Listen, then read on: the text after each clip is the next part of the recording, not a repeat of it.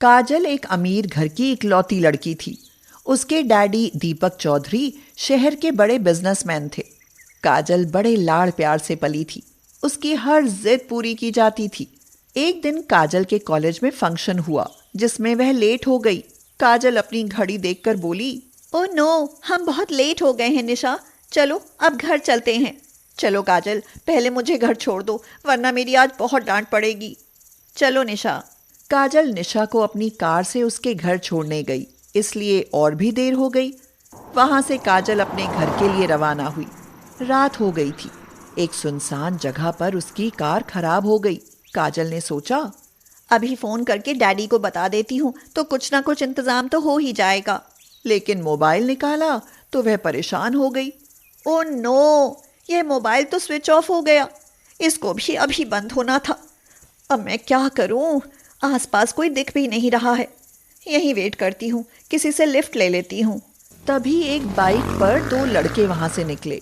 वे शक्ल से ही गुंडे लग रहे थे। सड़क के किनारे काजल को खड़ा देखकर उन्होंने बाइक रोक दी। वे दोनों एक्साइटेड होकर एक दूसरे से बातें करने लगे। अरे यार शरद, क्या तू भी वही देख रहा है जो मैं देख रहा हूँ? रात में इस सुनसान इलाके में लड़की। हाँ राकेश, लड़की, और वो भी इतनी सुंदर। अरे अपनी तो बल्ले बल्ले हो गई। क्या गजब की सुंदर लग रही हो। कार पंक्चर हो गई है तो चलो ना हमारे साथ, चलो घूम कर आते हैं। काजल डर गई। वे दोनों उसे छेड़ने लगे और जबरदस्ती अपने साथ ले जाने की कोशिश करने लगे। बचाओ बचाओ! तभी एक ऑटो वहां आकर रुका। उसमें से एक लड़का उतरा और उन दोनों बदमाशों पर टूट पड़ा। उसने शरद और राकेश को मार मार कर भगा दिया। वे दोनों अपनी बाइक पर बैठकर भाग गए। डरिए मत, वो दोनों भाग गए हैं। चलिए मैं आपको छोड़ देता हूँ। मेरा नाम आयुष है। और मैं काजल हूँ, चलिए। उसकी बहादुरी देखकर काजल को पहली नजर में ही उससे प्यार हो गया। आयुष भी उस पर अपना दिल हार बैठा। अब वे मोबाइल पर बातें करने लगे और अक्सर मिलने भी लगे। एक दिन काजल ने पूछा, तुम ऑटो चलाने के अलावा और कुछ नहीं कर सकते? मैंने पढ़ाई के बाद कंपटीशन की तैयारी की है, लेकिन मेरी जॉब नहीं लगी, इसीलिए मैं ऑटो चलाता हूँ और अभी भी तैयारी कर रहा हूँ। Wow, you are too hard working. I am proud of you. And I love you very much. लेकिन अब हमारे रास्ते अलग अलग होने जा रहे हैं। क्यों? मैं तुमसे बहुत प्यार करती हूँ और मैं तुम्हारे बिना जीने की सोच भी नहीं सकती हूँ। सोचने की कोशिश करो काजल। तुम्हारे डैडी तुम्हारी शादी मुझसे नहीं करेंगे। दूसरे, मैं तुमको दुखी नहीं देख सकता। मैं तुम्हें वो सारी सुख सुविधाएं नहीं दे सकता जिनकी तुम आदी हो। मुझे वे सुविधाएं नहीं चाहिए, मुझे बस तुम्हारा प्यार चाहिए आयुष। तुम्हारे साथ मैं हर मुसीबत सह लूंगी। मेरे लिए असली दौलत तुम्हारा प्यार है। काजल की बातों को सुनकर आयुष का दिल भर आया। उसने काजल को गले से लगा लिया। आयुष, अब कभी मुझसे अलग होने की बात मत करना। कभी नहीं करूंगा काजल, हमारा साथ जन्मों जन्मों तक रहेगा। लेकिन जब काजल के डैडी को उसकी लव स्टोरी पता चली तो हंगामा मच गया। काजल ने भी जिद पकड़ ली और कहा, मैं शादी करूंगी तो आयुष से, वरना जहर खाकर मर जाऊंगी डैडी। देखो बेटा, तुम्हारी यही इच्छा है तो मैं तुम्हारी यही शादी कर देता हूँ, लेकिन तुम्हें गरीबी की आदत नहीं है। जब गरीबी झेल नहीं पाओगी तो एक दिन तुम खुद पछताओगी, फिर तुम्हें यहीं वापस आना होगा। नहीं डैडी, मेरा प्यार इतना कमजोर नहीं है। मैं उससे सच्चा प्यार करती हूँ। दीपक चौधरी ने उन दोनों की शादी कर दी। काजल अपनी ससुराल आ गई। यहाँ उसके सास ससुर, देवर अंश और ननद प्रिया थी। सबने उसका गर्मजोशी से स्वागत किया। आयुष का घर छोटा जरूर था, पर वहां सबका प्यार और खुशियां ही बरसती रहती थी। 1 साल बीत गया। काजल की मैरिज एनिवर्सरी आ गई। सबने बड़े जोश से सारा इंतजाम कर डाला। आयुष मन ही मन में सोचता है, हमारी शादी को 1 साल हो गया। काजल के गले में एक सोने की चेन तक नहीं है, लेकिन उसने कभी शिकायत नहीं की। आज मैं पूरे साल की बचत से ये बढ़िया हार लाया हूँ, उसे अचानक देकर सरप्राइज दूंगा। उधर काजल की सास सवेरे से उसकी पसंद के पकवान बनाने में लगी हुई थी।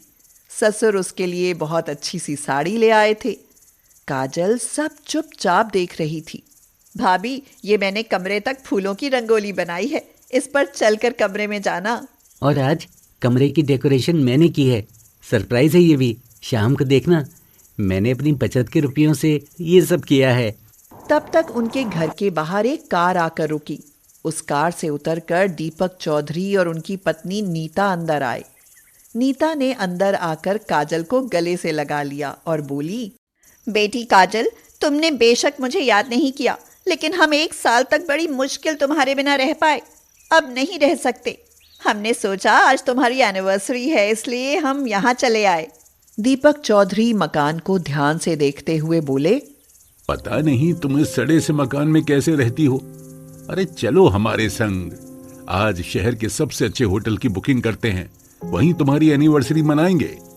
तुम हमारी इकलौती बेटी हो, हमारी इतनी दौलत है और तुम यहाँ इतनी तकलीफ उठा रही हो। आखिर हम उसका क्या करेंगे? तुम वहीं चलकर रहो। यह सुनकर सबका मुंह उतर गया। सब उदास हो गए, लेकिन काजल के मम्मी डैडी के सामने कोई कुछ नहीं बोला। मम्मी, हम अपनी तरफ से इसे सारी खुशियां देने की कोशिश करते हैं। खाक खुशियां दे सकोगे? मुझे तो यहाँ कुछ भी अच्छा नहीं लग रहा है। और सुनो काजल, देर मत करो, चलो जल्दी। मम्मी, मैं आप लोगों के साथ होटल में एनिवर्सरी मनाने नहीं जाऊंगी। अरे मगर क्यों नहीं जाओगी? हम तुम्हारी खुशी के लिए कह रहे हैं बेटा। तो प्लीज मुझे यहीं रहने दीजिए, अपनी ससुराल में।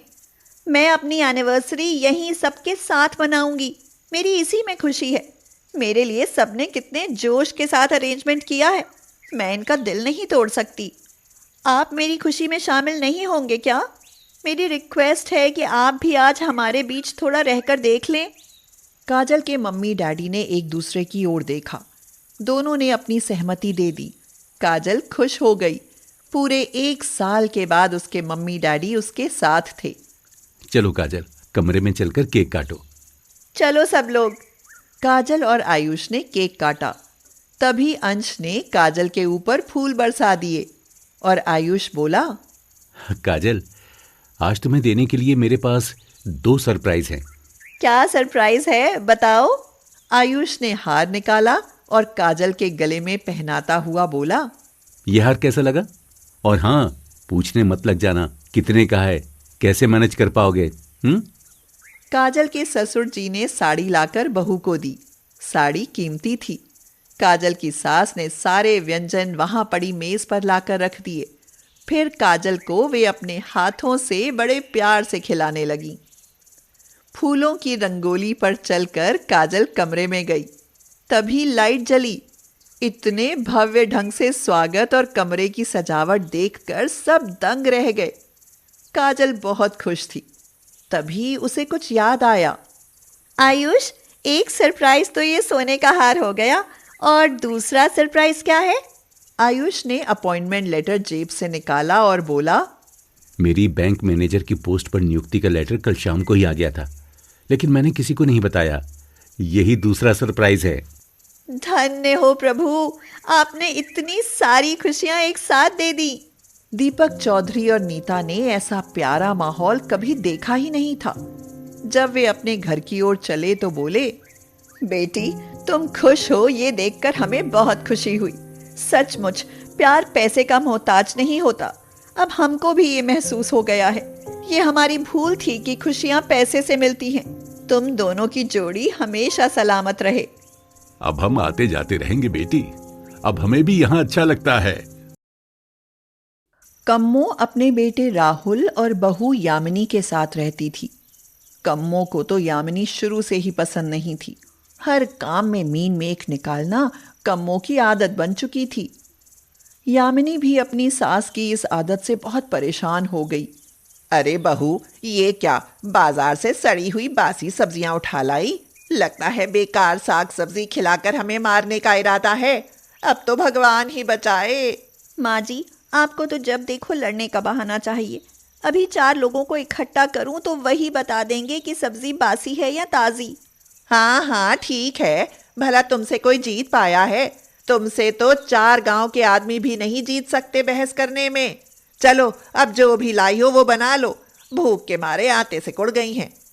यामिनी रसोई में जाते जाते बड़बड़ाने लगी। ये बुढ़िया मेरी जान की दुश्मन बनी हुई है।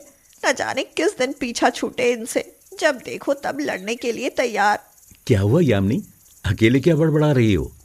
और क्या हो सकता है इस घर में, अपनी माँ की आदत तो जानते हो ना। देखो, तुम माँ की बातों को दिल पर मत लिया करो, उनकी तो आदत ही ऐसी है। राहुल अपनी माँ के पास गया तो देखा कि वो भी गुस्से में थी। क्या हुआ माँ? क्या हुआ ये पूछो, क्या नहीं हुआ। चलो अब जो भी हुआ छोड़ो, वैसे भी मुझे अब बर्दाश्त करने की आदत हो गई है। राहुल जानता था कि ये उन दोनों सास बहू का रोज का तमाशा है।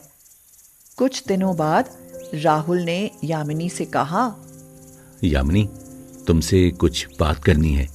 क्या हुआ, कहो क्या बात है।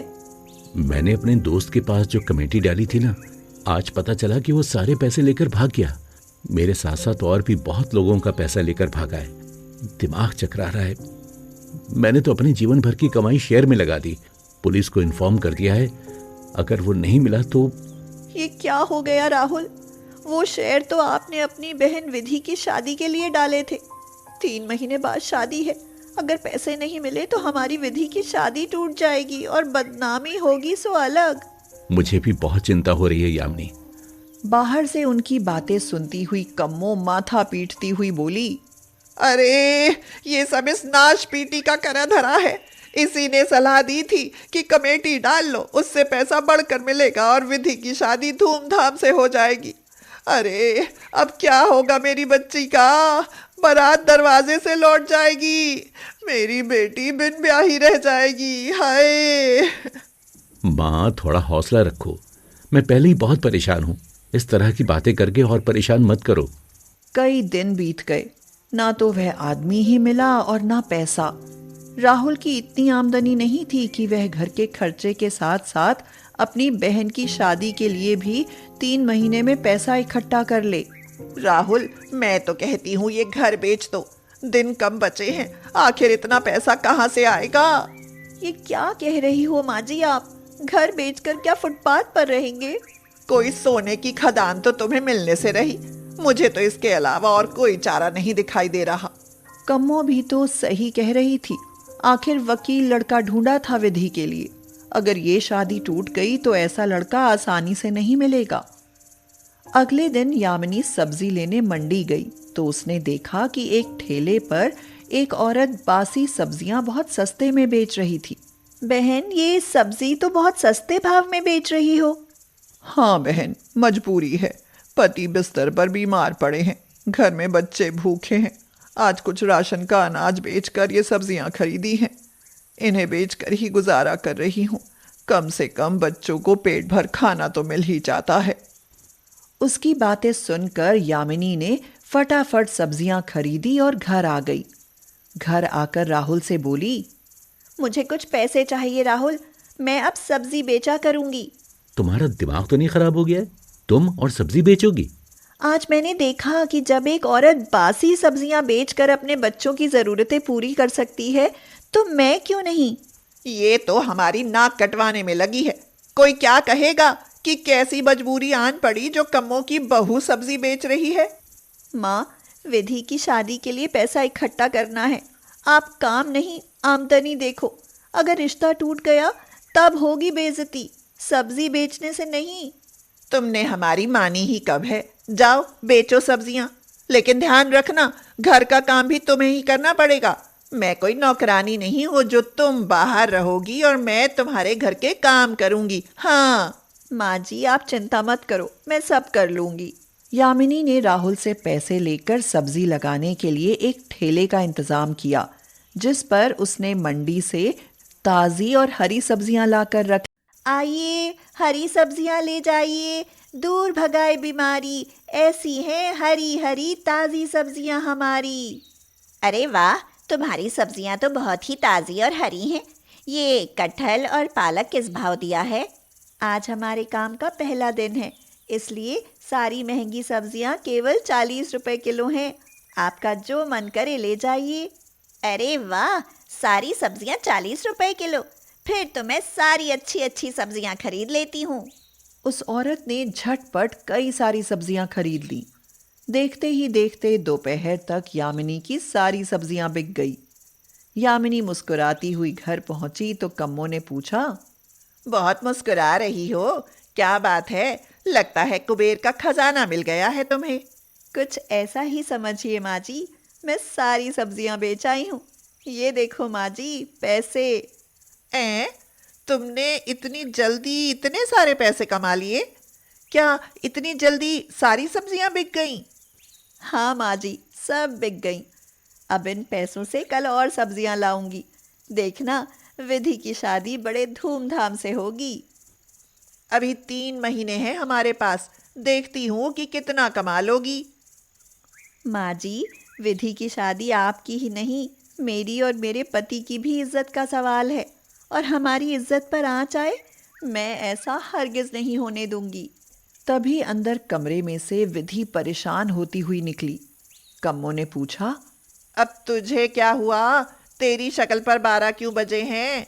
माँ, प्रतीक का फ़ोन आया था। कह रहे थे कि बारात का इंतज़ाम एसी वाले होटल में होना चाहिए।